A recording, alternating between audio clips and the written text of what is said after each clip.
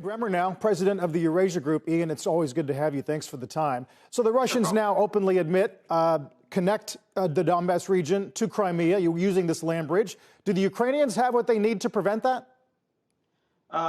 They have enough that they're defending themselves pretty well. But I think if you're making a bet right now, we would say not by May 9th, not by Victory Day, but in the course of the next 1 to 2 months, the Russians are likely to be able to take almost all, maybe all, of the Donbass, which is about 2/3 more than the territory in southeast Ukraine that they occupied before they started the war on February 24th. Having said that, once they accomplish it, the Russian troops will be spent. The morale will be very low, and the Ukrainians will have the capacity to attack back. And so I don't think we should, even if the Russians are able to accomplish the main goal of this so-called second phase of military operations, I don't think anyone believes that the war ends there. For 56 days, Ian, we've talked about what would be a game changer for NATO. Is the addition of Moldova as a potential target, would that be one? No, but I also want to make clear that I don't think the Russian general actually said that.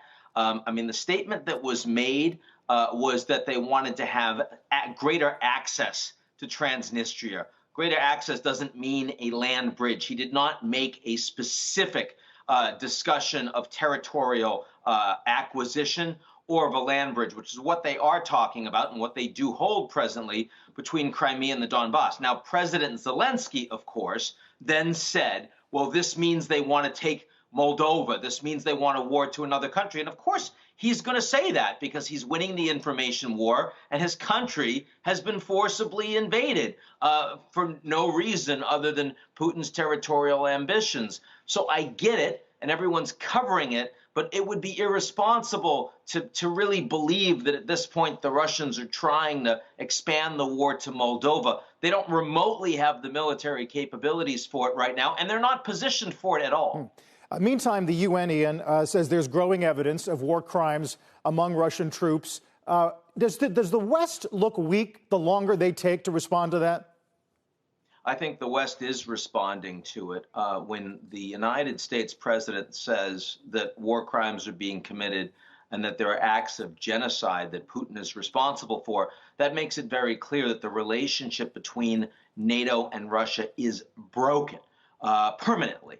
And that's why you have half of Russia's central bank assets frozen. And it's permanent. They're not going to be unfrozen. It's why you have almost every Western multinational corporation pulling out of Russia. And they're not going back as long as Putin's in charge of the country. So, no, I don't think, there are a lot of things that the West might look weak at.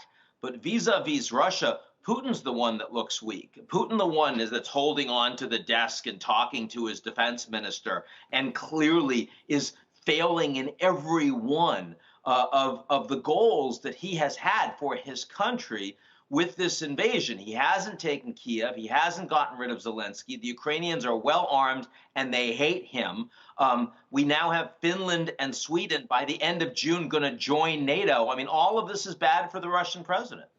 Ian, as always, we're grateful. Thank you so much.